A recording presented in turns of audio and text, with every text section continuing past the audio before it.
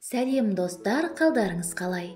Бүгінгі рецепт барлық теріге жарамды, әсіресе құрғақ және сезімтал теріге пайдалы. Ол үшін бізге кез келген 2 ас қасық сұлы жармасы керек. Және гибискус, яғни каркаде шайынан 1 ас қасық қосамыз.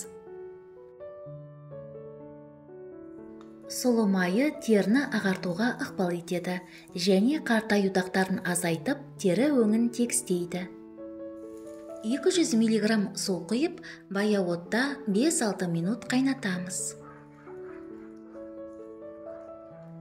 Каркаде шайы терідегі май бездерінің жұмысын тиімді реттейді. Тері тесігін тарылтып, қабынуды азайтады және теріні тегістейді.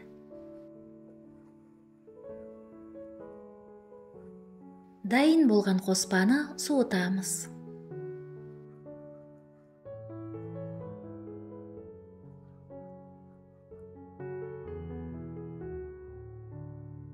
Қоспаны ыдысқа құйып, блендермен езіп аламыз.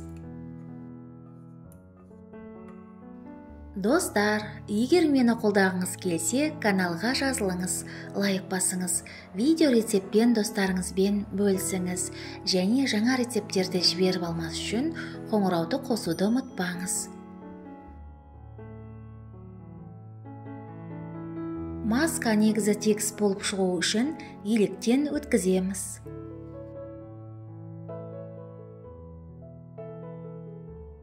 Маскаларды кешке жатар алдында жасаған дұрыс. Кешке жатар алдында жасалған маскалардан теріңіз жасарып, нәрленіп, қалпына келіп, демалып қалады.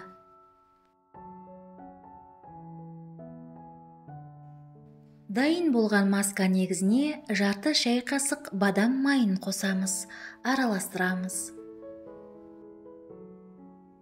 Бадам майы теріні жасартып, нәрлендіріп, ылғалдандырады.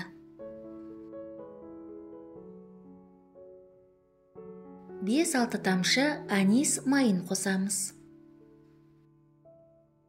Анис майы әжімдерді тегістейді, терінің серпімділігін қалпына келтіреді, теріні қатайтып, жасартады.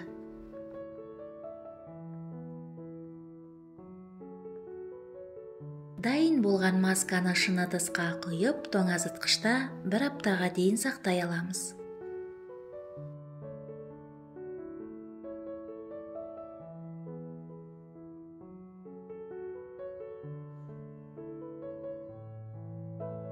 Бұл масканы аптасына 2 рет бетіңізге, мойныңызға және декольте терісіне жағып 20-30 минутқа қалдырамыз.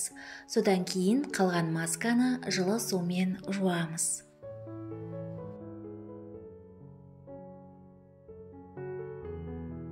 Маска теріні ағартуға ықпал етеді және қартаю дақтарын азайтады, тері өңін тегістейді. Масканы қолданар алдында қолыңызға немесе білегіңізге жағып 30 минутқа қалдырып сынап көріңіз. Көргеніңізге рахмет, сізге денсаулық, жастық және сұлулық тілеймін. Келесі кездескенше.